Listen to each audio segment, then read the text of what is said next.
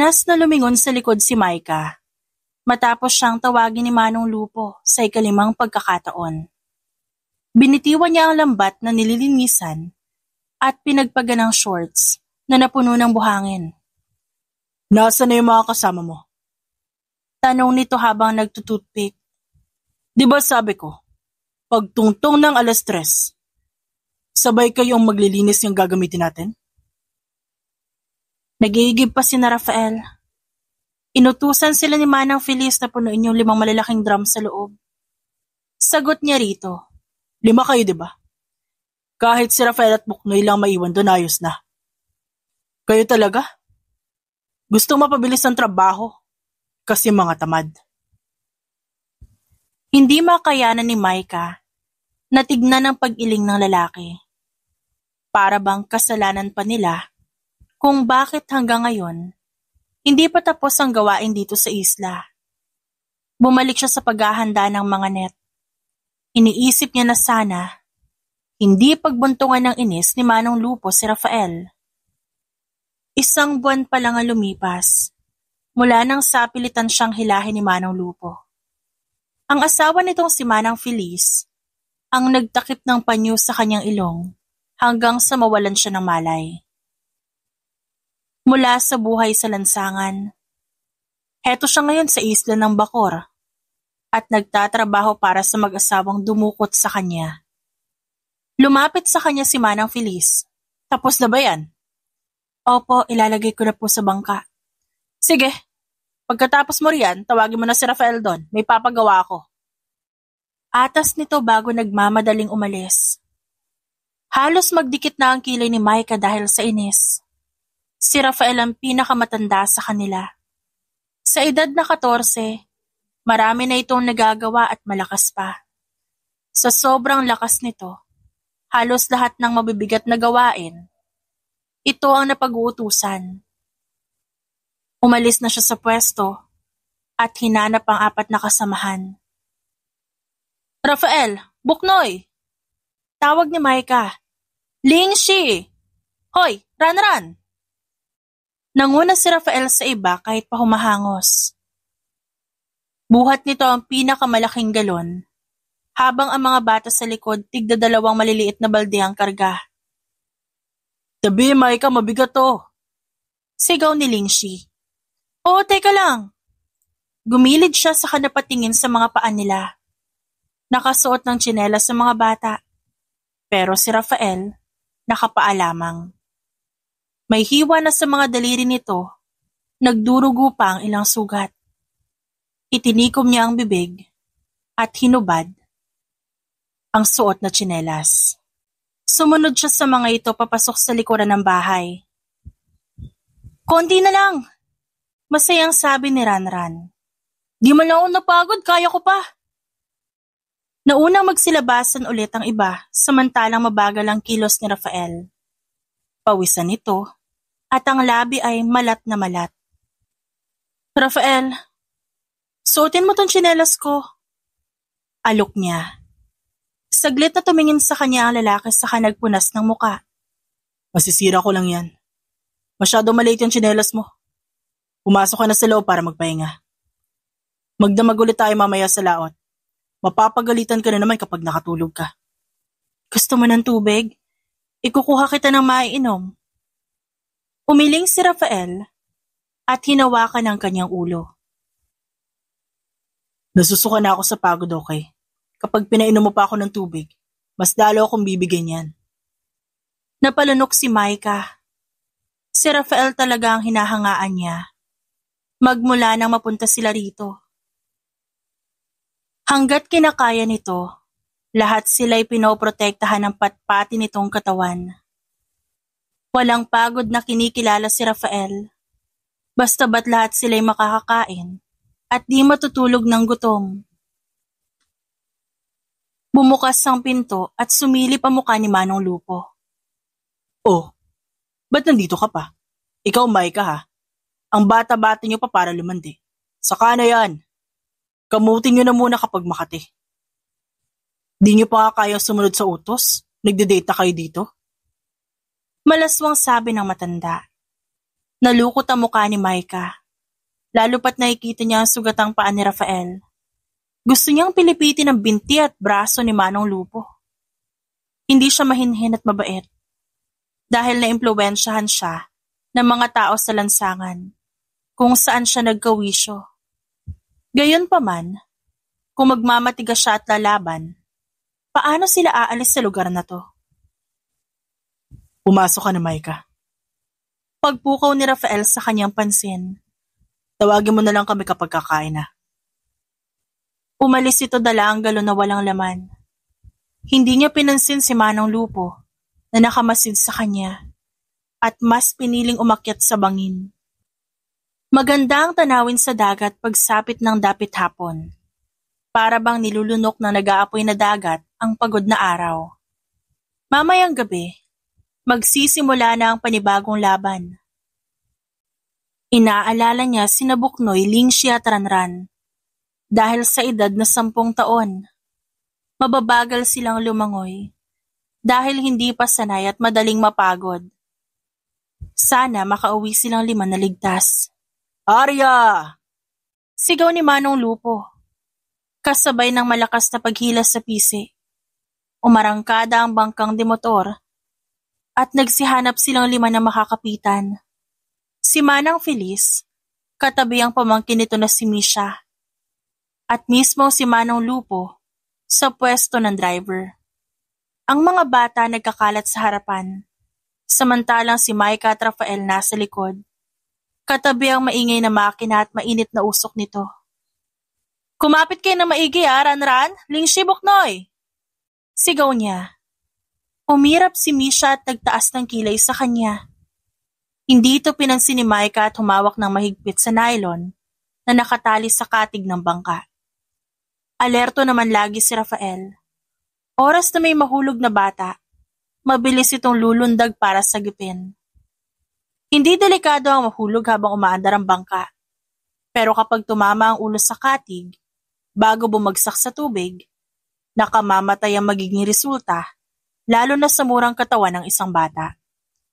Gabi na nung makarating sila sa pwesto, na gustong pangisdaan ni Manong Lupo.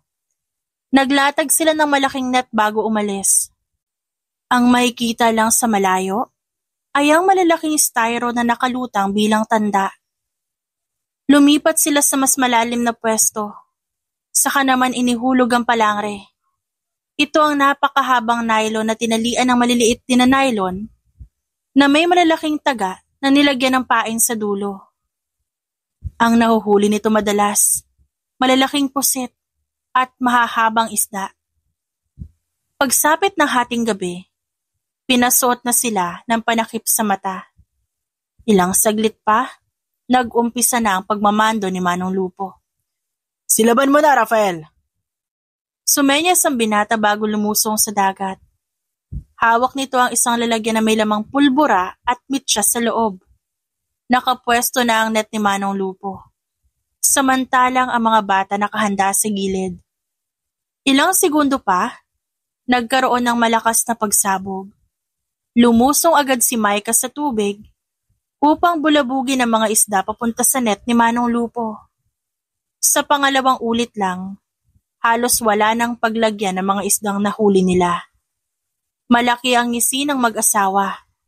Ang mga batay napapahawak sa tenga dahil nakakabingi ang pagsabog, lalo na sa kanila na nasa malapit. Pagod naman si Rafael. Kita sa matamlay nitong mga mata ang kagustuhang magpahinga. Isa pa, Rafael! Ito, silaban mo! Atas ni Manong Lupo. Sinangga ni Micah ang kamay ng binata at lumapit. Gusto ko po subukan.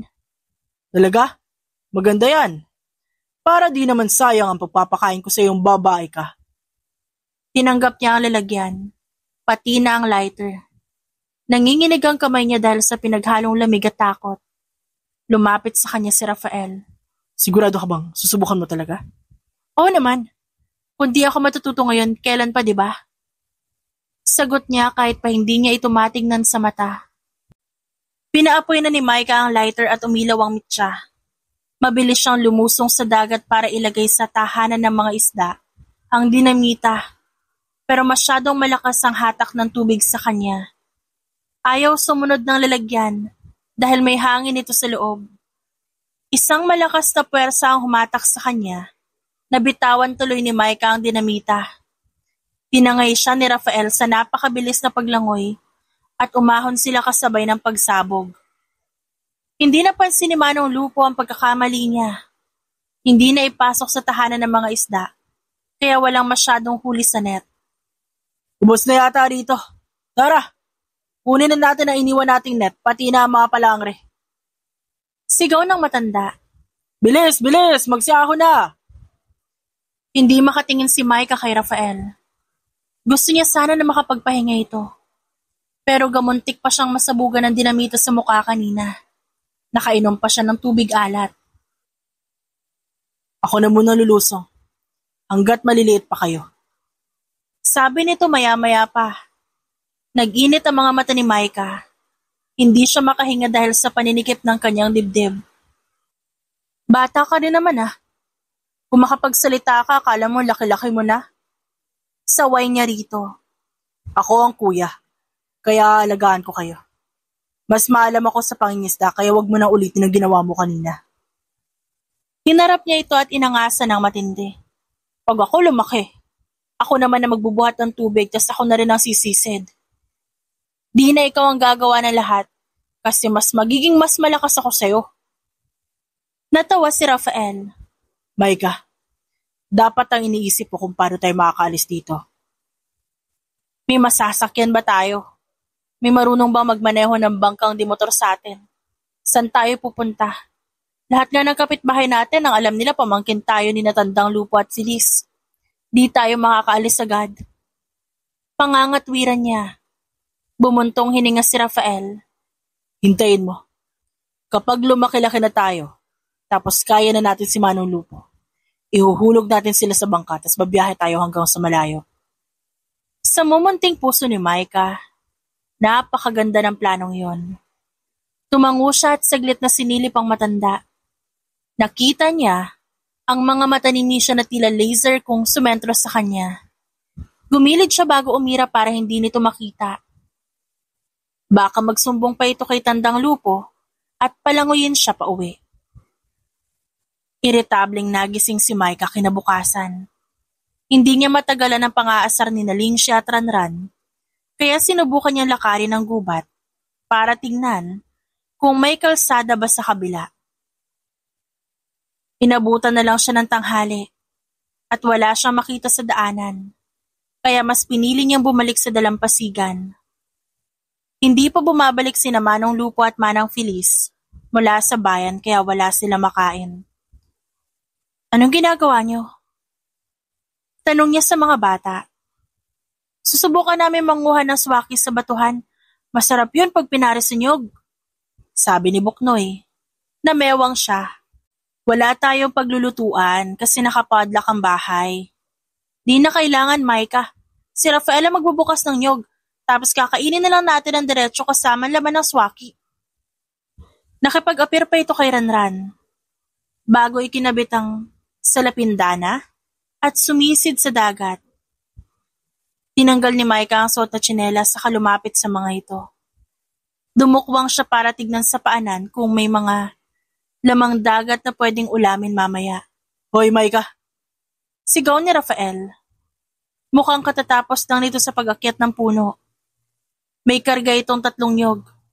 Ano? Umahon siya at lumapit sa binata. Ikaw, di ka talaga marunong mag-ingat, no?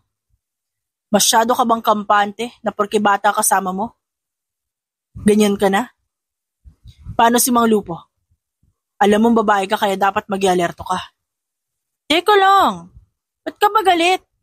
Wala akong ginagawang masama. Naghahanap ka ng away, Rafael eh. Pagbibigyan kita, sinasabi ko sa'yo. Huminto sila sa tahanan ni Misha. Hiwalay ito sa mismong bahay ni Manong Lupo dahil may sarili itong lugar sa isla. Misha! Sigaw ni Rafael. Misha, labas ka muna kahit saglit. Matagal bago binuksan ng babae ang pinto. Ano? Pinag-isipan mo na ba yung sinabi ko sa'yo? Bungad ni Misha. Lumabas si Micah mula sa likod ni Rafael at tinitigan ng babae. Ibang klase magdamit ang babae. Masyadong manipis at para bang uhaw na uhaw sa dampi ng hangin. Napakaliit ng short, sleeveless pa ang suot tas kita ang baby bra. Lihim na napairap si Micah. Ano naman kung mas malaki yung hinaharap niya? Mas magaling naman akong lumangoy. Aniya sa isipan.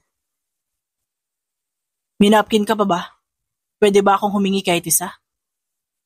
Pakiusap ni Rafael. Natigilan si Micah at napahawak sa suot na short. Nilingon niya ang sarili. Doon lang lumantad sa kanya ang malaking tagos sa kanyang short. Napailing siya. Dalaga na ako? Tanong niya sa sarili. Kaya pala gano'n na lang ang inis ni Rafael. Kanina pa siguro siya naglalakad na may pula sa short. Dinudugo na yan? Bulalas ni Misha.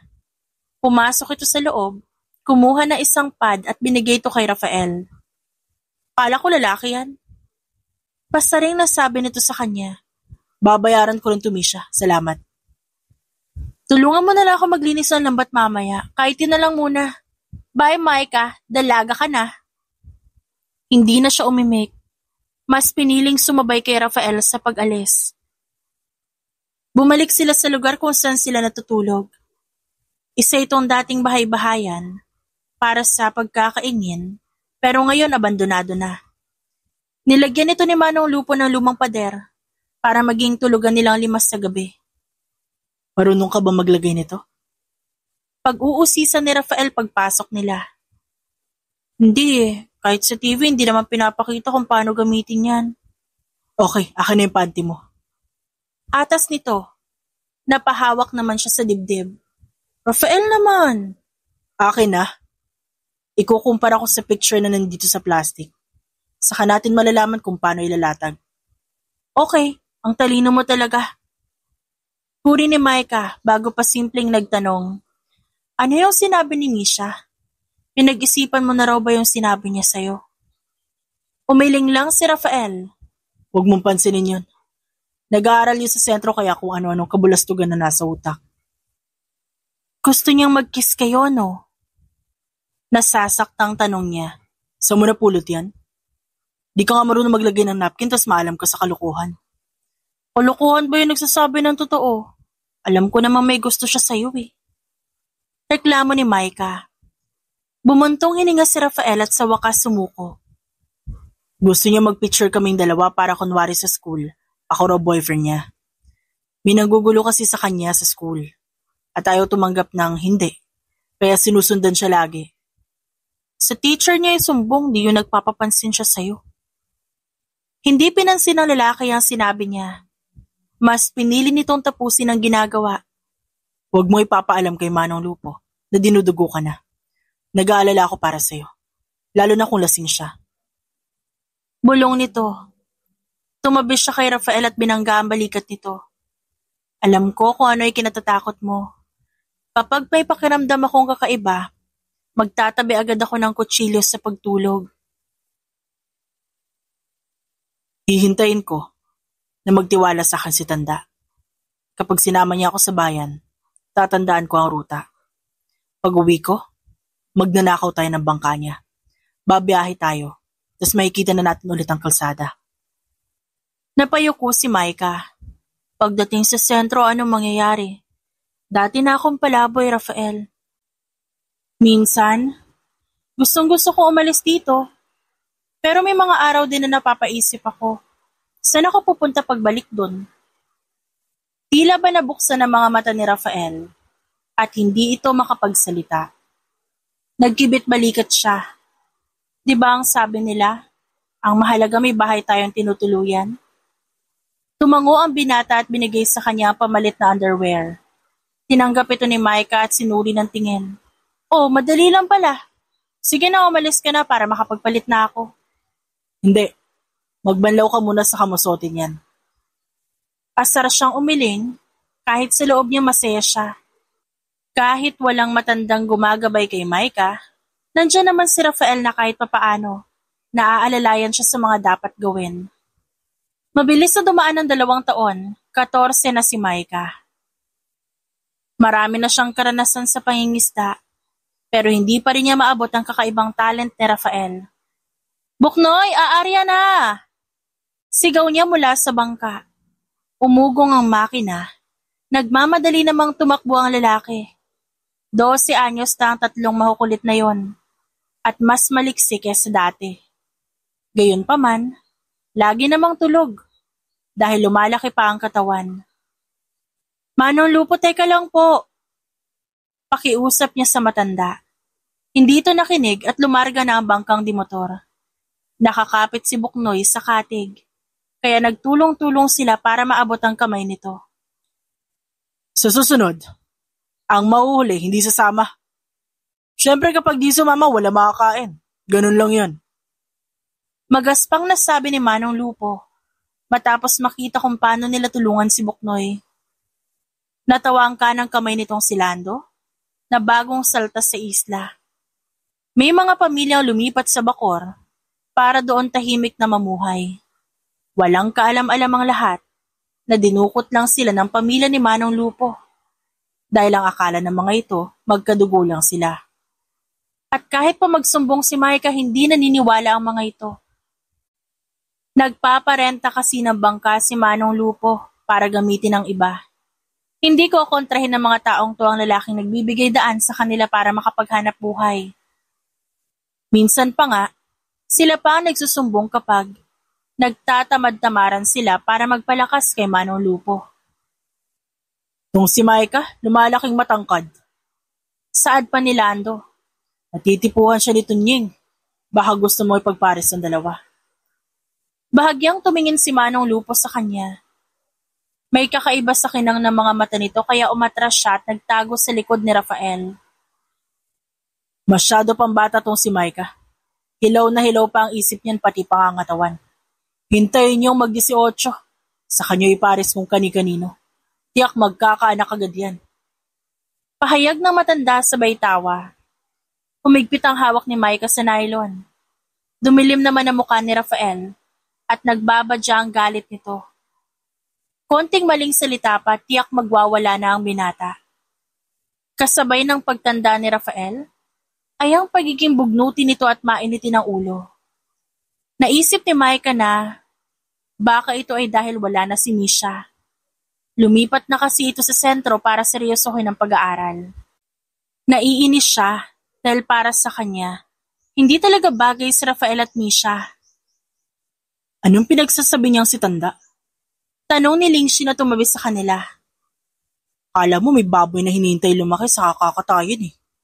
Dagdag ni Ranran. Ngumiti naman si Buknoy. Baka nagbibiro lang si Manong. Kita niyo bukas limot niya na yan. Nababahalang lumingon si Rafael kay Buknoy at dahan-dahang napailing. Agad na tinuro ni Maika ang papalubog na araw at ngumiti. Kita niyo? Ang laki-laki ng araw ngayon. Tumango lamang si Rafael habang ang mga bata, nag-iba na ang usapan. Nakahinga siya ng maluwag. Ayaw niya sa tuwing nag-aaway si Rafael at itong tatlong bata dahil lang kay Manong Lupo.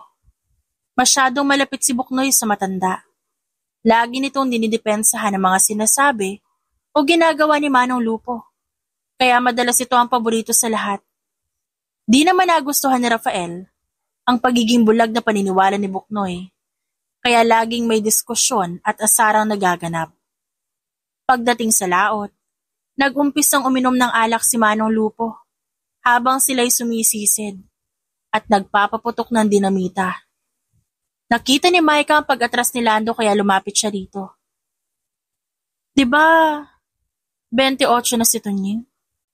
Oh! Sagot nito sabay ngisi. Nahihirapan ba magsalita yung kuya kong yon? Mas mabuti naman na kayo magkatuluyan. Kahit tutomboy-tomboy ka, mamahalin ka nun.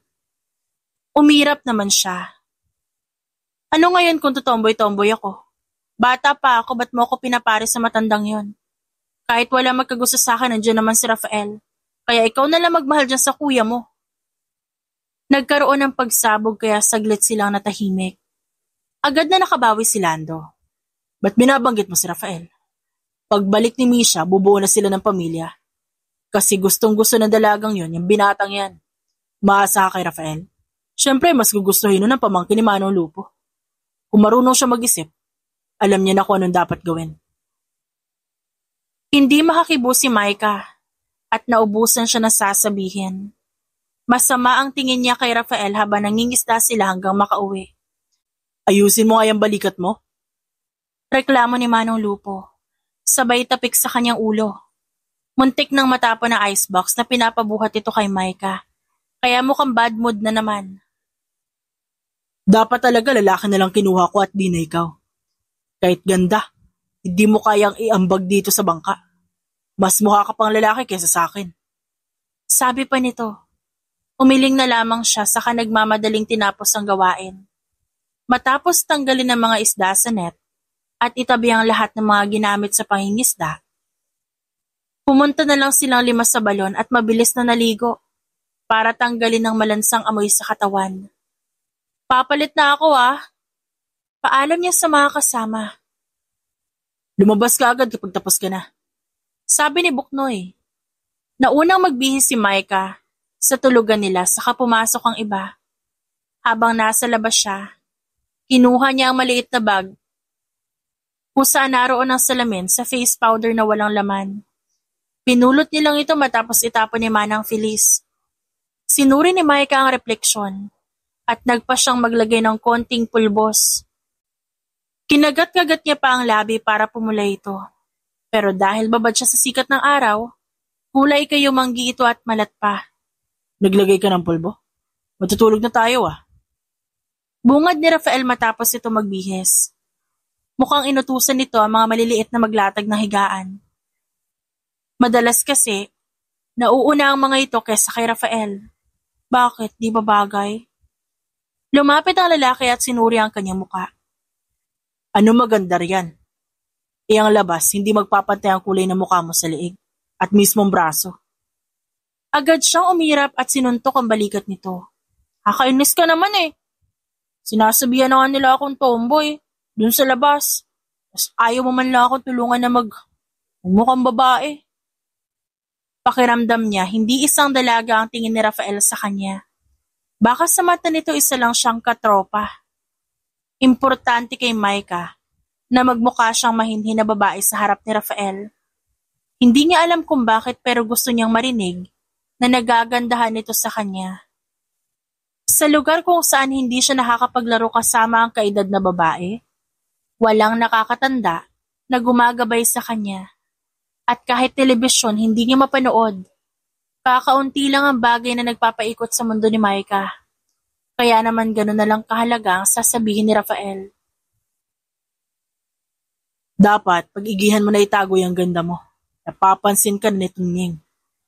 Nakakadiri ang lalaking yon. Pinapares ka sa matanda, kahit na ang bata-bata mo pa. Kung magkakapamilya ka man, sana mapili mo yung kaedad mo lang. Napayoko si Micah at kiming ngumiti. Sabi mo yan nagagandahan ka sa akin kaya dapat itago ko. Yan lang ba ang tumagos dyan sa isip mo? Natawa naman siya. Oo yun lang ang magandang pinakinggan ko. Sabi mo 'di ba? Dapat magagandang bagay lang yung pinapakinggan ko mula sa isang tao. Tsaka wala akong pake kay Tonying o kay Lando. Di ko alam kung anong kahihinat na natin dito sa isla. Siguro ikaw kampante ka na kasi ipapares ka ni Tanda kay Misha. Kaya sasabayan ko na lang kung ano man ang mangyari. Sino nagsabi sa'yo niyan? Di magiging kami ni Misha. Alam niya mismo na malabo mangyari yon. Itinabi ni Micah ang salamin. Promise yan? Di kayo magiging magnobyo at magnobya ni Misha Kasi Rafael, alam mo na ayaw ko talaga sa kanya. Oo naman. Noong mga panahong kumakain tayo ng tuyo sa sahig, tapos siya nag-uulam ng lechong manok sa mesa. Halos di ko siya matignan. Dahil sa galit, tapos magiging kami. Nanumbalik ang sigla ni Micah. Tama yan. Kahit na bumalik siya rito at ang kinis-kinis niya. Ang ganda ng buhok tapos kumikinang ang labi. Di mo pa rin siya titignan, di ba? Natigilan si Rafael. Saan nanggagaling ang mga tanong na yan? Siyempre, ikaw nagsabi na di mo siya matingnan kasi galit ka. Kaya sinusubukan kita. Kapag gumanda ba siya, matitiis mo pa rin na huwag siyang tingnan? Maingay na bumuntong hininga si Rafael. Dumukwang ito at kinantila na mabilis na halik ang kanyang labi. Saka nagmamadaling tumalikod para umalis. Hindi makakilos si Micah. Para bang saglit na kinuryente ang kanyang labi at kumalat ang kakaibang kilabot sa kanyang buong katawan. Kahit isang salita, hindi mabuo sa kanyang isipan. Micah, pasok na raw, sabi ni Rafael. Lalamukin ka na daw dyan, ano ba? Pagtawag ni Lingshi. Pumanhik siya sa loob at natulog sa kanyang duyan. Nakikita niya ang mga kasamahan sa baba at huling-huli niya ang panay na pagpaling ni Rafael sa higaan. Para bang nahihirapan itong matulog. Malisyoso niyang tinignan ng lalaki at hinawakan ng labi. Wala namang nagbago. Nagbabalat pa rin ang malat niyang labi.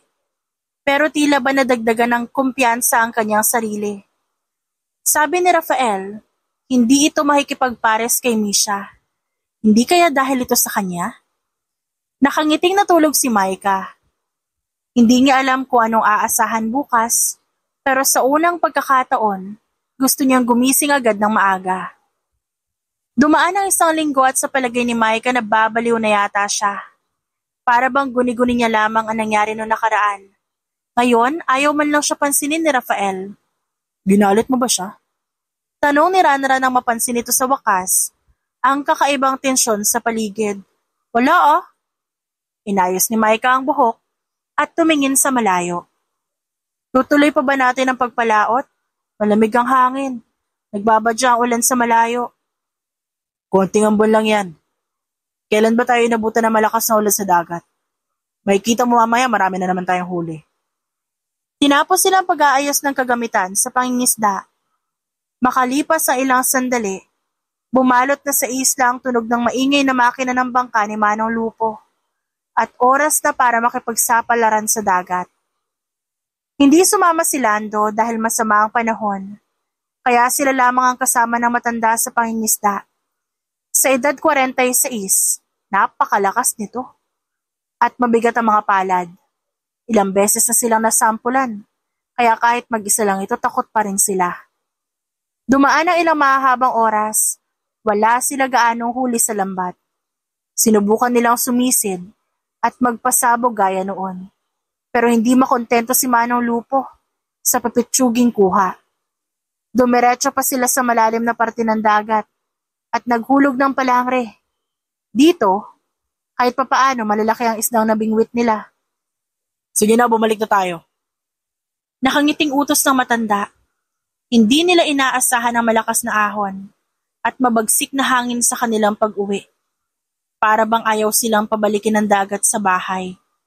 Ang bawat malalaking alon at kidlat ay hampas ng dilubyo sa kanilang bangka. Magalaw ang bawat bira ng alon. Kahit ang pagkontrol sa timon, nabitawan na ni Manong Lupo. Sumisigaw na ito sa gitna ng ulan na takot. Bakit kayo nagsisikapit sa bangka? Mga tanga! Alusin niyo ang tubig, paalis kung ayaw niyo dito tayo mamatay. Mga inutil! Kinilabutan si Micah dahil sa mga nakikitang anyo na sumasama sa matatangkad na alon. Di kaya may nagwawalang dambuhala sa baba?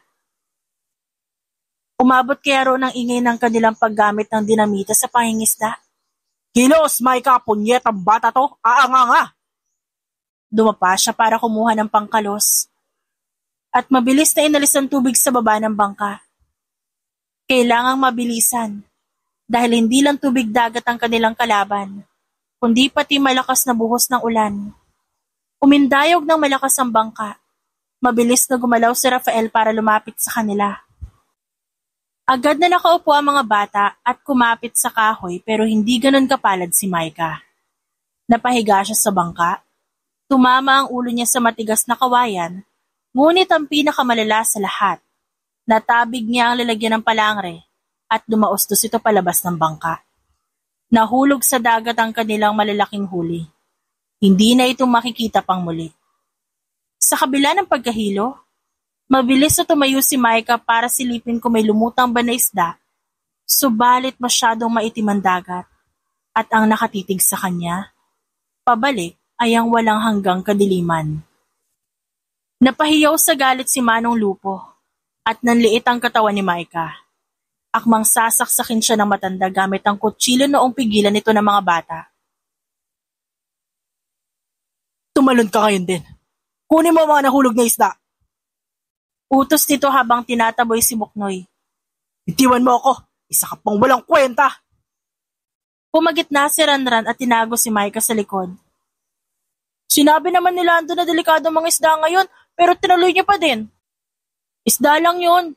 At mahuhuli ulit bukas sa Makalawa. Huwag niya sinasaktan si Maika dahil nag-iisa lang siya. Pagtatanggol nito sa kanya. Kapatid namin siya, Manong. Huwag niyo siya sasaktan. Nagwala ang matanda at tinabig nito ang mga bata. Malalakas man at malaliksi ang tatlo. Sa huli, patpati ng kanilang mga katawan. Walang magagawa sa harap ni Manong Lupo. Putang ina! Kahit magsama-sama pa kayo. Magsama-sama pa kayo, wala akong pake. Kayo ngayon, kunin nyo na yung mga isda doon sa palangre. Gawin niyo yun! Sigaw nito.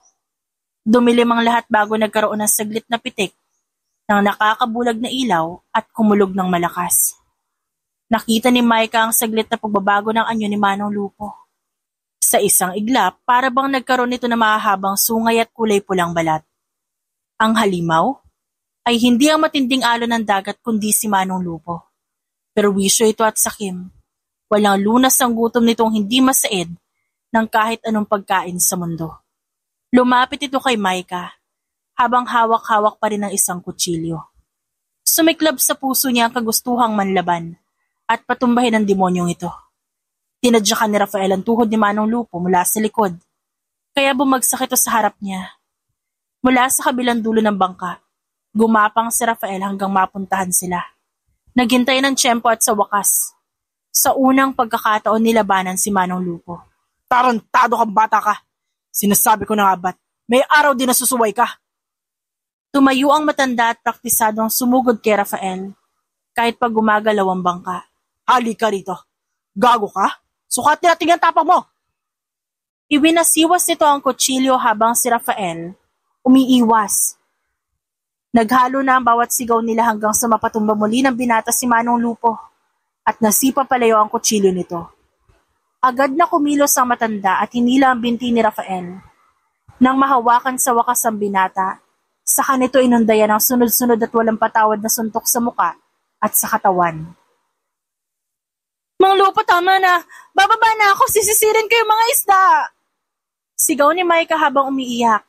Ginamit ni Rafael ang natitirang lakas para balaan sila. Walang lalapit, Maika. Bantayan mo sila. Nakatayo na sa wakas si Manong Lupo at tinignan sila mula sa kinatatayuan, bago pa ulit-ulit sinipa ng buong lakasan tagiliran ni Rafael. Hindi sila makahinga matapos makita ang pagbulwak ng dugo sa bibig ng binata. Saka ito, marahas na inulog ni Manong Lupo sa dagat. Hindi napigilan ni Maika na kumawala sa tatlong bata at sundan ang katawan ni Rafael.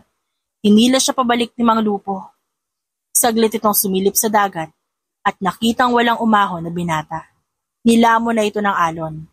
Walang makakaligtas sa bagyong yon. Sinabihan kita bumaba kanina. Ayaw mo makinig tapos ngayon susunod ka doon? Pweh! Tinabig siya ng matanda sa tabi. Agad siyang sinalo ng kanyang mga kasamahan. Mahigpit siyang niyakap ni Ranran at inalo. Maika, wag mo kaming iwan. Kailangan ka namin. Ate! Palahaw ni Lingshi sa kanyang tabi. Wala na si Rafael! Naging bingi si Maika at wala siyang ibang narinig. Ang huling tumatak sa kanyang isipan ay ang boses ni Buknoy. Napuno ng puot. Pinatay ni Mang Lupo si Rafael. Dahil sa kanya, wala na si Rafael. Pumupa ang bagyo. Tumila ang ulan. Naging malumanay ang dagat subalit walang Rafael na bumalik. Nabalot na kakaibang pakiramdam ang puso ni Maika. May nawala sa kanya na napakahalaga. Dapat lang na may kunin din siya pabalik para maging patas. Hindi rito magtatapos ang lahat. Lumipas ang 12 taon. Presko pa! Masarap ang kinilaw to! Heto na! Tamban! Sigaw ni Ranran habang naghuhugas ng icebox si Buknoy at nagbibilang ng pera si Lingshi. Kasama nila sa tabi ang iba pang galing sa isla at nandito rin sa sentro para magbenta ng isda. Ba't naman lasog-lasog na itong mga to? Grabe! Daing ng isang mamimili mula sa kanilang banyera. Napangiti si Micah habang nakasandal sa puno. Ikaw ba? Kapag alam mong nahuli ka't mamamatay na, di ka ba manlalaban? Ganyan din ang mga isda. Pangangatwiran niya sabay tawa. Mura na nga lang nagrereklamo pa kayo. Sinimangutan siya ng ginang bago umalis. Masaya naman ang mga kasamahan nila mula sa kabila. Tama ka, Micah. Di ko maintindihan yung mga yan. Kita naman bagsak presyo tapos ang gusto. Humihinga pa yung isda kapag ihaharap dito. Sabi pa ni Lando. Naglabas ng toothpick si Micah. Tamad na, sinungkit ang mga ngipin. Hindi na siya nakipagbiruan dahil tamad siyang pumeke ng ngiti ngayon. Hinihintay na lang niya maubos ang isda, saka babalik sa bakor. Malaki ang ipinagbago ng isla. Dumami na ang mga nakatira sa kanila. At ang masakit pa, dahil tagwa ang lugar, pare-parehong natutong mangisda ang mga tao roon gamit ang dinamita. Galing sa impluwensya ni Mang Lupo, na nagsusupply sa kanila ng mga gagamiting paputok pati na ang mga bangka. Nauna silang umuwi kaya agad naligo si Micah, kahit puyat, at umakyat sa puno para doon ikabit ang duyan, saka matutulog. Sa tagal ng inilagi niya dito, natuklasan niya sa wakas ang rason kung bakit sila kinuha ni Mang Lupo at Manang Feliz. Yun pala, dahil hindi sila magkaanak. Sakitin ang ginang, at madalas pagmula ng away ang kawalan ng supling, lalo pat sila lang ang nasa isla. Kaya dinukot nila si Rafael nung maliit pa. Dumagdag doon si Lingshi, Buknoy at Ranran samantalang siya ang panghuli. Lahat sila mga palaboy sa kalsada. Para sa mga ito, nararapat lang na kunin sila dahil wala namang mga magulang na maghahanap sa kanila. Walang iiyak para sa kanila dahil sila'y patapon. Siguro sa isip ng mga ito, magpapasalamat sila sa pagkupkup ng mga ito. Naunang pumanaw si Manang Feliz dahil sa komplikasyon sa puso. Kung tutuusin, hindi naman ito ganun kalupit sa kanila. Mapag-utos pero hindi nagbubuhat ng kamay. Pinagpapahinga rin sila nito at pinaglulutuan pa ng merienda. Ngayon si Mang Lupo na lang ang natira. Samot-saring hirap ang dinanas nila nitong mga nagdaang taon. Gusto niyang patumbahin ang matanda. At gusto niya ring matigil ang pangingisda ng mga ito gamit ang dinamita. Paano niya sabay na magagawa ang mga ito? Kung nandito lang si Rafael, may gagabay sa kanya. Nagmulat si Micah at nawala ang antok sa kanyang diwa. Bumangon siya at pinagmasdan ng magandang tanawin sa baba. Nariyan ang malamig na hangin, ang marahas na hampas ng alon sa mga bato at huni ng mga ibon. Ang tanging kakaiba lamang ay ang jet ski sa dalampasigan. Bumaba si Micah at nagmamadaling humarurot papunta roon. Sumasayaw ang maalon niyang buhok sa likod at humahangos siyang huminto. Naabutan niya ang pamilyar na mukha ni Misha at ng isang lalaki. Lumingon ito sa kanyang pagdating. Tila ba nakakita ng multo si Micah habang tinititigan ng wangis ng estranghero. Mas pinatangkad, mas pinakisig subalit pareho pa rin ang ngiti. Rafael? Tawag niya. Kuminang palalo ang mata ng lalaki. Akmang lalapit ito sa kanya para makipagkilala nang bigla itong pigilan ni Misha. Micah, how's life? You look good, ah? Bati nito sabay takip ng muka. O nga pala, that's English. Ang ibig sabihin noon, kumusta ka? Gumanda ka lalo. Hindi niya ito pinansin at lumapit mismo sa lalaki. Pumalukip-kip siya, habang inoobserbahan ang mukha nito pati ang pananamit. Kilala ba kita? Kumibot ang labi nito, at palihim na bumuntong hininga. No, ngayon lang tayo una nagkita. Ako si Manuel Samaniego. You are? Micah, wala akong apelyido. Sagot niya bago tinanggap ang palad nito. Oh, ayos lang. Kung wala kang apelyido, you can try taking mine. Pinakiramdaman niya ang palad ni Manuel at napansing wala man lang kalyo. Mas magaspang pa ang kamay niya rito. Imposibleng si Rafael to. Tumikim si Misha at inabot ang braso ng lalaki. Saka inayang umalis na. Ipakikilala kita sa tito ko para mapag-usapan niyo ang isla. Pahayag nito habang naiwan naman si Micah na nakamasid sa dalawa. Rumagasa naman ang tatlo sa kanyang tabi at dumaldal ang mga ito. Namamalik mo ba ako? Talagang si Rafael yun. Excited na tanong ni Buknoy. Di yata eh. Yung kilay ni Rafael buo. May buhok sa gitna. Alam mong balbon yun. Tapos maraming sugat-sugat yun si Rafael.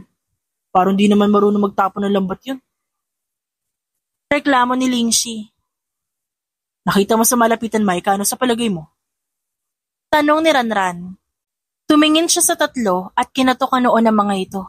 Ang lalaki niyong chismoso. 24 anyos na kayo, ba't di niyo tanungin? Sa nauna ka eh. Tas ang bilis ng takbo mo. Para bang nilalangoy mo na yung lupa. Hindi niya pinansin na sinabi ni Buknoy. At mas piniling pagmasdan ng bahay ni Manong Lupo. May kakaiba sa Manuel sa Maniego na yon. Lalo pa, kasama nito yung higad na si Misha. May kababalaghan na nangyari. Hindi kaya nag-reincarnate na lang bigla si Rafael dahil hindi matahimik ang kaluluwa nito?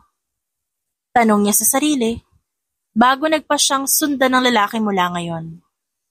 Natuklasan ni Micah na itong si Manuel nandito para pala kausapin si Manong Lupo at kumbinsihin na sa isla ganapin ang selebrasyon para sa 30th wedding anniversary ng mga magulang sa susunod na buwan. Parang nakakita ng multo si Manong Lupo. Pero agad ding kumalma matapos ipaliwanag ni Manuel ang kailangan. Hindi ito pumayag dahil pribado raw ang isla para sa mga nakatira dito at hindi pwedeng dausan ang party. Nako, malulungkot ang mama't papa ko nito. I have to secure this location para naman matuwa sila sa akin. Ito na sana ang gift ko sa kanila. Salaysay nito habang pababa sila ng bahay ng matanda. Kinakausap pa ni Misha ang tito, kaya naiwan si Micah at ang tatlo para samahan itong si Manuel. Rafael, nga pala, sorry. Kuya Manuel, taga-saan ka nga po pala? Galing ako sa sentro. Nakilala ko si Misha sa school kung saan siya nagtuturo sa isang seminar. Pumunta din ako doon. Anyway, sino itong Rafael? Magkamukha ba talaga kami? Natatawang sabi nito. Si Buknoy naman ang sumagot. Oo, kuya. Kung tumanda si Rafael, magiging magkakambal siguro kayo. Mas malinis ka lang tignan. Mas gwapo pero lamang si Rafael sa katapangan at pagiging masipag. Really? Nasaan pala siya ngayon? Huminto sila sa dalampasigan. Natahimik ang tatlong bumubuntot kay Micah, pero siya mismo nakatitig pa rin sa mukha ni Manuel. Ngumiti siya rito. Umalis si Rafael. Hanggang ngayon di pa bumabalik. Hinihintay namin siya. Hindi makakibo ang lalaki. Malayo ang tingin nito at hindi kayang ibalik ang mainit na titig ni Micah. May bahay ba dito na pwede kong tuluyan? Di pa ako handang bumalik sa amin na bad news lang ang dala. Napakamot siya sa ulo at tinuro ang maliit na bahay sa bangin. Ipinatayo nila ito ilang taon na rin na nakaraan. Kung gusto mo, pwede ka sa amin. May isang kwarto doon na hindi ginagamit. Sa'yo na muna. Oh, thanks. Don't worry, bibili ako ng grocery. Para kahit paano may ambag ako sa bahay. Inutusan ni Micah ang kasama na ihatid si Manuel sa silid nito. Tumabi sa kanya si Misha at namewang. Hindi siya si Rafael, Micah. Kaya huwag ka makikipag-close sa kanya na para ba magkababata kayo. Ikaw ang rason kung ba't namatay si Rafael. Siguro naman hindi mo ipapahamak si Manuel. Tumingkayad siya at tumingin sa malayo. Sinubukan niyang pagpagin ng damit. Anong hinahanap mo? Hindi mo man lang kayang sumagot sa sinabi ko? Guilty ka nga talaga. Pang-iinis pa ni Misha, kaya huminga ng malalim si Micah. Hinahanap ko kung saan banda yung humingi ako ng opinion mo. Parang di ko na mamaalala eh. Siguro wala namang bilang sa akin ng kahit anong sabihin mo. Tiningnan niya ito mula ulo hanggang paa bago umalis. Maliligo sana siya, tapos siguro kakalkalin na maganda niyang dress sa baul para maisuot muli. Micah! Sigaw ni Misha, habang papalayo siya. Here's Attorney Manuel Samaniego. Hindi kayo magkalibel kaya huwag kang mag-iilusyon dyan. Bahagya siyang natigilan, pero mas binilisan pa ang paglalakad. Kung abogado pala ang lalaking yun, mas dapat niya itong pagtuunan ng pansin. Baka ito na ang susi para magsimulang pagbayaran ni Mang Lupo ang ginawa nito noon, pati na ang mga kasabwat nito sa paggamit ng dinamita sa pangingisda. Hindi sumama sa paglilinis si Micah ng lambat, mas piniling sundan si Manuel sa ginagawa nito. Ang rason niya, para pigilan ng lalaki kapag may ginagawa itong hindi pwede sa isla. Wala namang ginawa si Manuel, kundi ang magpicture sa dalampasigan, pati na sa magagandang tanawin sa tabing dagat. Panay ang sulyap nito sa kanya, habang siya nagpapanggap na namumulot ng shell na gagawing palamuti sa bahay. Ganda ng dress mo ngayon. Puri ni Manuel sa kanya sabay ngiti. Hindi pa rin talaga mawala sa kutob ni Micah na si Rafael ang lalaking ito. Napakasarap kasing isipin na nakaligtas ang lalaking nagtanggol sa kanya. Nagpakalayo-layo at umasenso tapos ngayon bumalik. Subalit sa tuwing inaalala niya ang bugbog na natanggap ni Rafael, nagagalit siya sa sarili dahil masyado siyang sakim. Nagustuhan mo tong suot ko? Mura lang to sa kabilang bayan. Tuwing pista sa sentro, may buy one take one sila. Ang dami ko nabibili. Ang nakakainis na ay puro bulaklakin silang lahat. Pagkukwento niya sa katumabi dito. Naglabas ng bulaklak si Manuel mula sa bulsa at kinabit to sa tenga niya. Kanina ko pa to sana ibibigay sa'yo. Kaso masyado ka malayo. Baka naiistorbo kang pamumulot mo ng bato. Nalanta na tuloy. Maingat na hinawakan ni Micah ang bulaklak sa tenga at ngumiti. Hindi ba to yung pinagpupulot ko Shell to. Lagot ka kay Lando kasi. Dinukutan mo ng isa yung mga tanim nila sa paso. Tinanggal ni Manuel ang suot na tsinelas at tinanggal ang buhangin na pumasok sa looban nito. Palapit ng palapit sa kanya ang lalaki habang pinapalo ang kawawang tsinelas hanggang sa magkadikit ang kanilang braso. Ayan, wala na. Pinagmasa ni Micah ang kanilang braso at tahimik na napaisip. Wala naman sigurong mali rito. Lumaki nga pala siya sa sentro, kaya normal lang na magdikit ang babae at lalaki sa kanila. Na-imagine mo ba ang sarili mo na nakatira sa ibang lugar maliban dito? Yung wala ang dagat, wala si Manong Lupo at ang pangingisda? Oo, di naman maganda ang istang to Maliban sa tanawin at ang dagat, wala nang ibang may bibigay ang lugar na to. Walang eskwelahan dito, tas konti lang yung mga tao. Kung gusto nila mag-asawa, kailangan nilang lumipat sa ibang lugar kasi kung hindi, mapapakasalan nila yung mismong pinsan nila dito. Ang pangit kaya nun. Pumalukip-kip si Micah at nagkibit-balikat. Pero kung nasan ako, kailangan nandun din si Naling, Ranran at Buknoy. Naghihintay lang ang mga yun ng chance na makaalis dito. Kita mo naman, hindi pa nagsisipag-asawa. Ba't di pa kayo umalis? Malalaki na kayo. Bakit pinili yung magstay sa impyernong to? Saglit lang ang tingin ni Micah kay Manuel at napailing. Kung ang tanang buhay mo nakadepende na sa pangingista, anong gagawin namin pagdating sa sentro? Walang matitirahan, walang malaking ipon.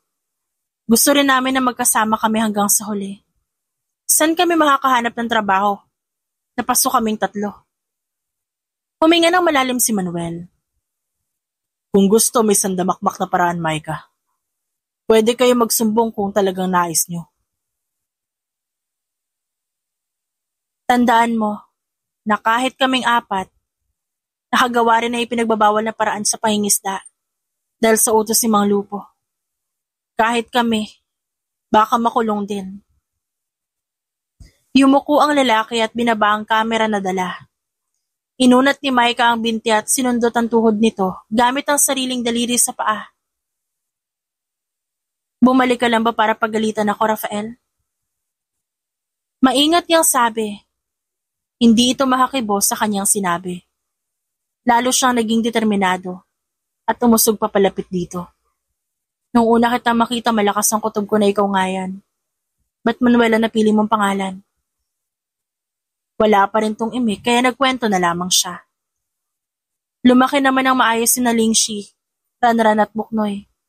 Natuto kami magbasa at magsulat ng kami lang. Inalagaan ko rin ang sarili ko. Ngayon nga lang ako nagsuot ng bestida tapos naglagay pa ako ng pampakintab sa bibig. Pansin mo ba? Sinundot niyang muli ang tuhod ng lalaki. Agad nitong hinuli ang kanyang paa at tinuwid ang palda ng suot niyang bestida. Baka makita na iba yung binti mo. Reklamo nito habang inaayos ang kanyang damit. Napangiti siya ng napakalapad. Sabi na nga ba ikaw yan eh. Wala namang ibang may paki sa legs ko, ikaw lang. Sabi niya kapag kuwanay na pabungis-ngis. Para kang lasing. Nakainom ka ba? Tanong nito sa kainabot ng isang ligaw na tikwas ng kanyang buhok at inipit sa likod ng kanyang tenga. Ang saya-saya ko. Natatakot akong kumurap, Rafael. Baka mamaya kasi panaginip ko lang tatas pagmulat ko hindi na ikaw to. Nanginginig ang kamay ni Maika maging ang labi. Matagal niyang inisip na patay na ang lalaking ito. Napakahabang panahon ang ginugol niya sa paglimot sa mukha nito.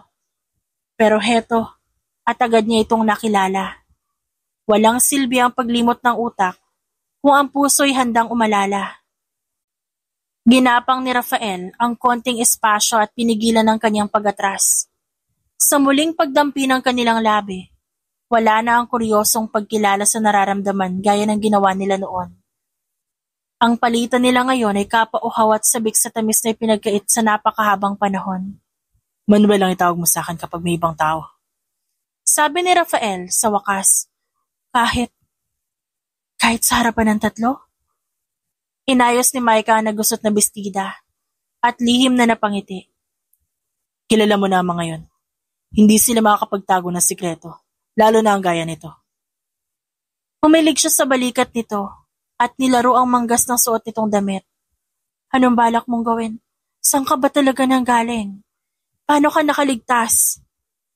Sunod-sunod niyang tanong. Kalmadong ngumiti ang lalaki. Nakatulong ang nahulog na palangre.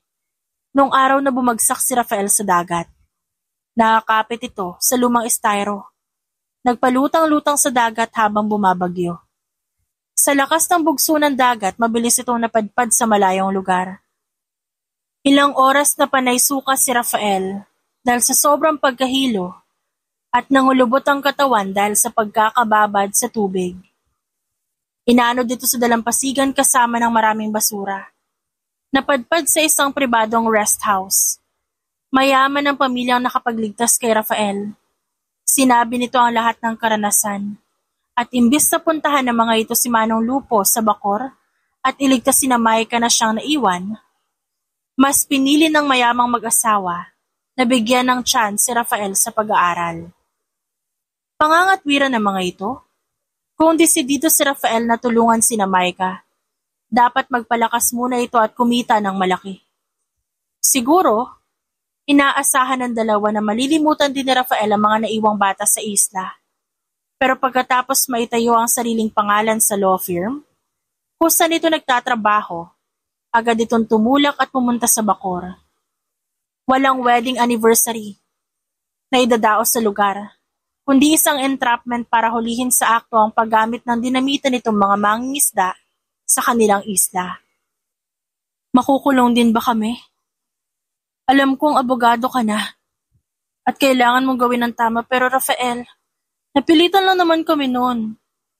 Matagal na kaming tumigil simula nang binigyan kami ni Mang Lupo ng sarili naming bangka at lambat sa pangingisda. Pag-aalala ni Maika. Agad siyang niyakap ng lalaki at pinatahan. Walang mangyayaring masama sa inyo. Kalimutan mo ba? Ako nga dati nagawa ko rin yun. Sinisiguro ko lang to para matigil na sila. Walang ginawa mga taong yan habang kinakawawa tayo na matandang yon.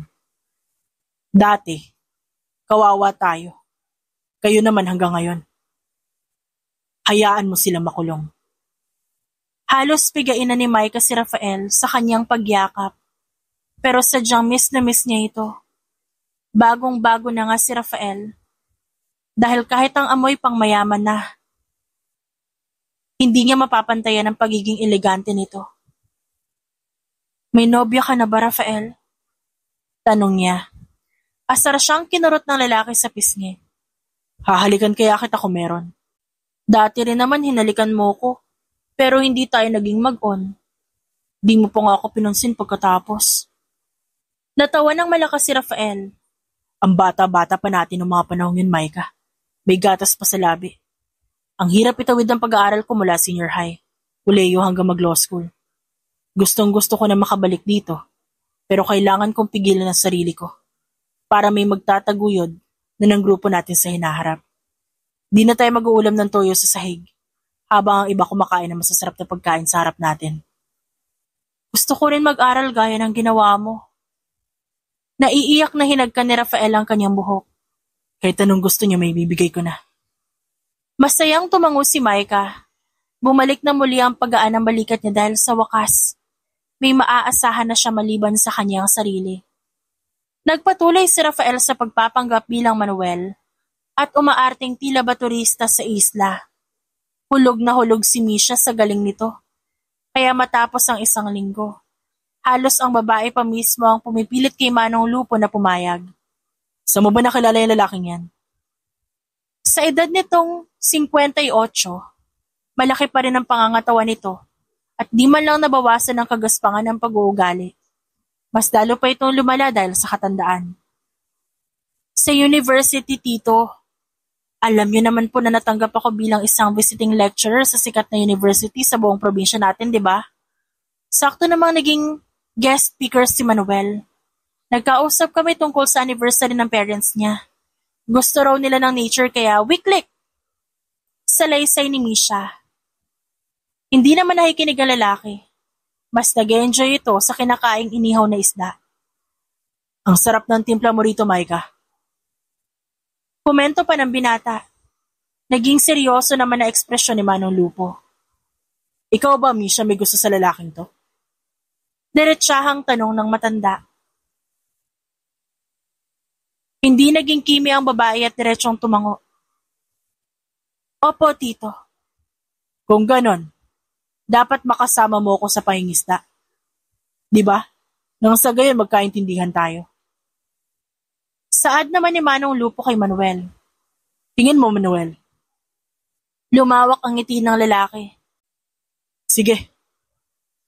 Yumuko si Micah upang itago ang ngiti. Hindi man lang kasi kayang umarte ni Rafael bilang magalang sa harapan ng matanda. Kaya mas lalo siya nitong pinag-iinitan. Hindi alam ni Manong Lupo na nagrarason lang ito ng anniversary. Dahil lang tunay na gusto ng lalaki. Ayang makasama ang matanda nang mag-isa sa gitna ng karagatan. Mauulit ang tagpong dapat na baguhin sa kanilang nakaraan.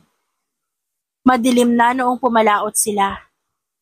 Hindi sila nakisabay na umalis sa mga bangkang pagmamay-ari ni Manong Lupo at mas piniling magpahuli. Nakapwesto si Micah sa harap habang ang tatlo ay nasa dulo. Magkatabi naman sa espasyo ng driver ang matanda, pati na si Rafael. Mag-isang nangingisda ang isang bangka at dapat malayo ang espasyo nito sa iba para hindi magbuhol ang mga lambat. Kilalang hindi kontento ang matanda na may kahati, kaya nagpailalim ito ng husto sa pusod ng dagat. Sunod-sunod ang naging tanong ni Mang Lupo kay Rafael, na kalmado pa rin nagpapanggap sa katauhang si Manuel. Talaga bang si Misha ang gusto mo? Napapansin ko kakaiba tingin mo kay Micah.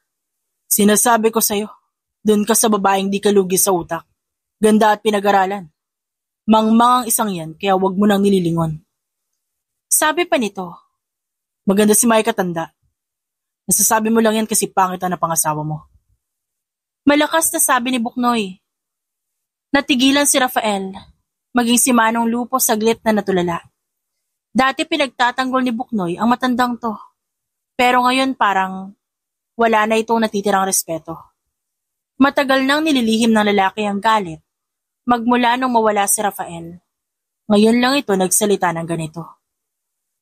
Totoo naman sinasabi ko Ilang bira ho sa sentro ang tumangging tanggapin ang babaeng yan. Mas mahaba pa ang buhok sa kilikili kaysa sa mismong lalaki na kagaya ko. Lalaki ka ba, Micah? Tumayo si Rafael at kinuha ang palangre. Ilatag na natin to, Dingshi. Magsagwan ka. Maalam ka pala sa ganito. Bulala si Mang Lupo. Alam mo, may naalala ko sa pananalita mo Yung tindig mo, yung ngasta mo. Kuhang-kuha ang inis ko. Naalala ko si Rafael sa'yo. Hindi man lang kumisdot ang tatlo. Nagpapalit-palit lamang sila ng tingin at nababahalang lumingon kay Rafael. Bakit, Mang Lupo? Kinakabahan ka ba makita siya ulit? Naglabas ng matalim na kutsilyo ang matanda at ngumiti. Napatay ko na ng isang beses ang surot na yon. Bubugbugin ko siya ulit hanggang sa maihinaman at mapadumi. Gigilitan ko ng leeg sa harap mismo nito mga kaibigan niya.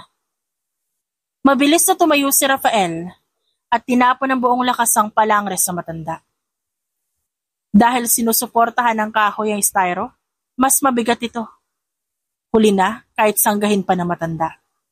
Tumarak na sa kamay nito ang iilang malalaking taga. Sinasabi ko na nga ba? Akala niyo talagang lima, mauto niyo ako? Tatapusin ko ngayon, hindi ko nagawa nun.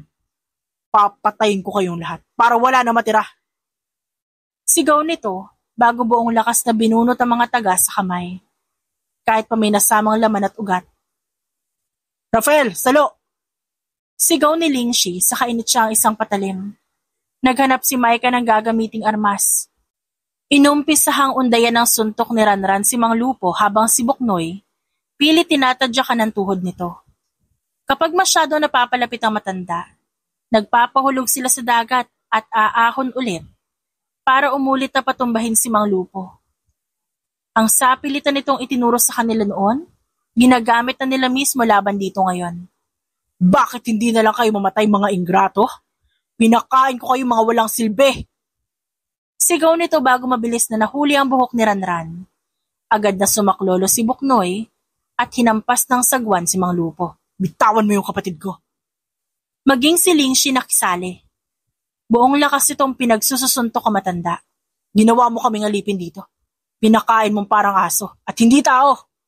Ilang beses mo ko inutusan na magpahawak sa matatanda mong kainuman. Hayop ka? Hayop! Nasapu ni Maika ang bibig at nagumpisang umiyak. Nanumbalik ang kanyang masasamang alaala noon, kasabay ang muling pagbagsak ng ulan. Ang lagaslas ng hangin at malupit na mga alon ay nagumpisang magparamdam. Nabuwal sila sa kinatatayuan. Ginamit ni Mang Lupo ang pagkakataon para damputin ang nabitawang kutsilyo at marahas itong itinarak sa likod ni Ranran. Lahat sila napahiyaw dahil sa nakita.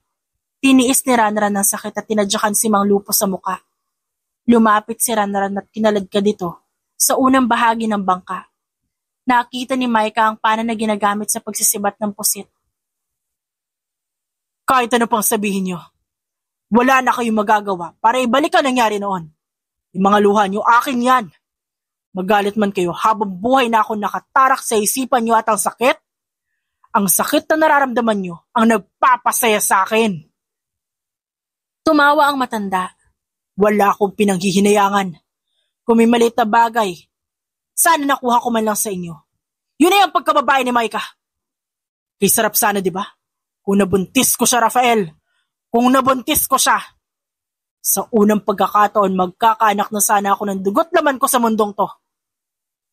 Nanginginig na kinwelyuhan ni Rafael si Mang Lupo at inangat ito sa ere. Hindi alintana ng lahat ang malupit na hangin o ang lumalakas na ulan. Alam mo kung paano kita nakilala? Si Maika ang kahinaan ni Rafael. At kitang-kita ko sa mga mata mo yun. Makikilala kita, magpalit ka man ng muka. Diyan pa lang sa titig mo sa kanya. Kung mangyari mang babalik ang oras, kayong lima, gagawin at gagawin ko ulit yun. Hindi pa sapat na nagawa ko sa buhay na to. Dapat ginilitan na kita. Bumalik ka pa! Inasinta ni Maika ang bibig ni Mang Lupo. Walang pagdadalawang isip na kinalabit ang gatilyo. Bumulusok ang panas sa nakabukas itong labi at tumagos sa likod ng ulo nito. May mapipinsala ka pa ba? Kung makikita namin lahat kung paano ka mamamatay? Isa ka na lang bangungutanda. Wala ka ng halaga ngayon at yung pananakot mo, di na yan uubra sa amin ngayon. Sigaw niya. Bumakas ang kilabot sa mukha ng matanda at isang pag-ungot lang ang maririnig dito. Ngumiti sa wakas si Maika. Walang magdarasal para sa'yo. Walang libing at walang paglalamayan. Mamamatay kang walang nagmamahal sa'yo. Binitiwan ni Rafael ang katawan nito Pinanood nila kung paano lamunin ng itim na dagat ang katawan ng taong nagpahirap sa kanila noon. Sa tenga ni Micah, tila ba may huni ng sirena.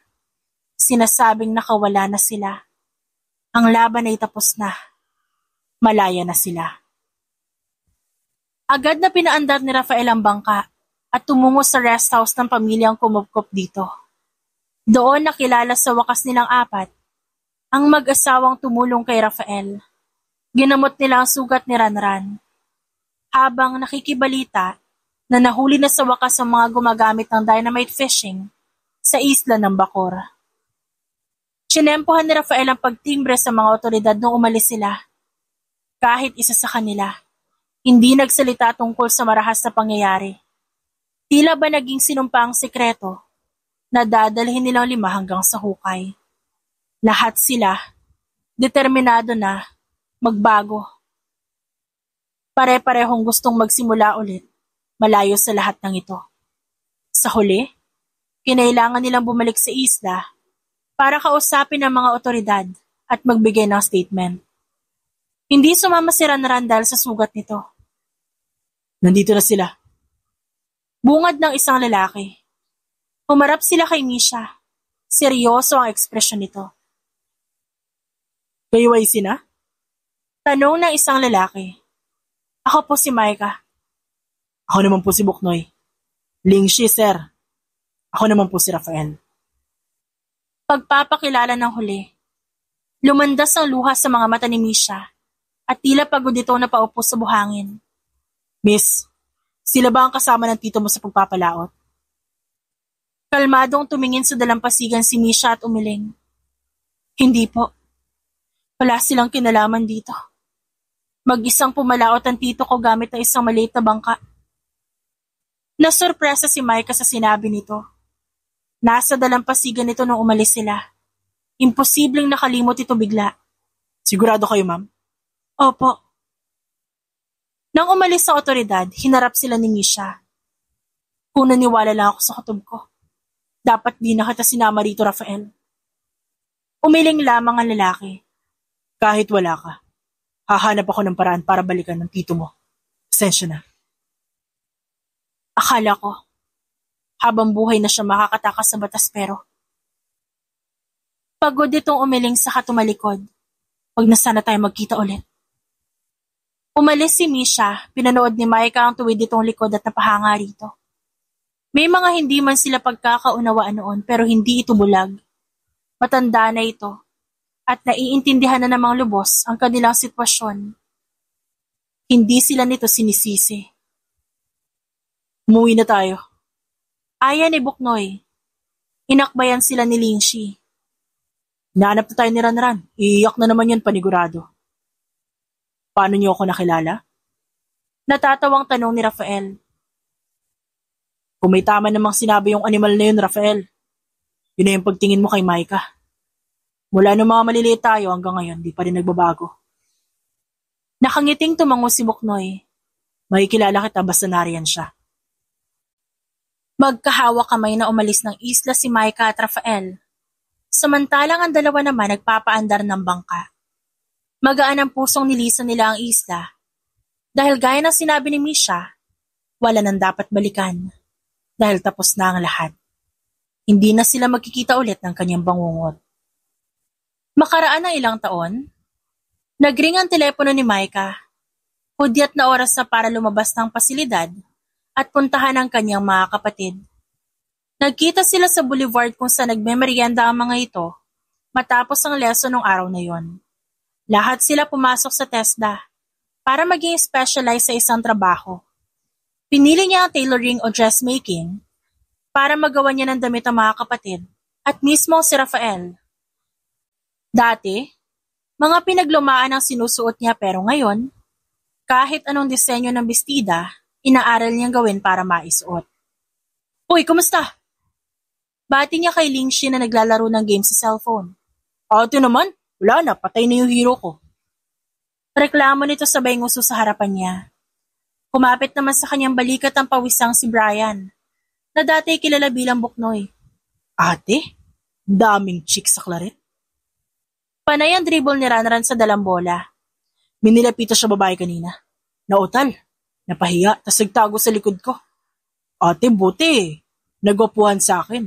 Kaya binigay pa rin yung number niya. Pabiro itong sinuntok ni Brian. Samantalang nakisali naman si Lingshi sa pangaasar dito. Dumating ang tawag ni Rafael. Tara na, nandito na si Master. Sabi niya bago pinuntahan ang pamilyar na kotse ng binata. Nauna siyang pumasok sa passenger seat at hinalikan nito sa labi bago umupo na maayos. Aga mo yata ngayon? Lo, kuya. Sabay bati ng tatlo sa likod bago sinimula muli ang asaran. Natawan na lamang si Rafael sa ingay at hinuli muli ang kanyang pisngi upang halikan. Birthday nating lahat, kakain tayo sa labas. Natigil sa wakas ang asaran at napalitan ng diskusyon kung ano ang kakainin. Dahil pare-pareho silang mga ulila at pinabayaan ng magulang, nagpasya silang isahan na kung i-celebrate ang birthday. Pinili nila ang araw kung kailan nawala si Mang Lupo. Ang pagkamatay nito ay hudyat ng muling pagsibol ng pag-asa sa kanila. Para bang mga bagong silang sila. Sa kanilang maliit na pamilya na binuo ng 5, napatunayan nilang ang loyalty hindi lang posible sa mga kadugo, kundi maging na rin sa mga kaibigan. Mga taong gustong pangalagaan at protektahan. Ang pagmamahal ni Micah at Rafael sa isa't isa, nagmula sa inosenteng haplos sa puso, hanggang sa maging panghabang buhay na sumpa.